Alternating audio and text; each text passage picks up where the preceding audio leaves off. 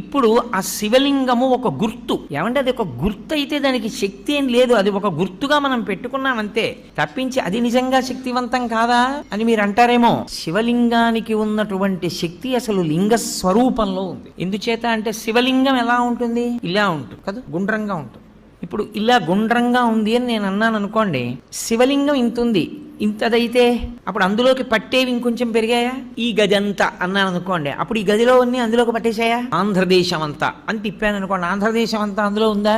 అలానే తిప్పుతూ ఈ బ్రహ్మాండం అంతా అన్నాను అనుకోండి, ఇప్పుడు ఈ బ్రహ్మాండం అంతా ఎందులో ఉంది? అందులోనే ఉంది. అంతా ఎందులో ఉందో అది లింగం, అంతా ఎందులో పెరుగుతోందో, అంతా ఎందులోకి కలిసిపోతోందో అది లింగం. ఇప్పుడు పరమేశ్వరుణ్ణి యథార్థముగా సూచించుటకు గుర్తు శివలింగము. కాబట్టి కంటితో కనపడినది కాదు, ఇది సర్వవ్యాపకమైతే ఇది చుట్టుకుంటే నిజానికి దీనిలో ఈ బ్రహ్మాండమంతా ఉన్నది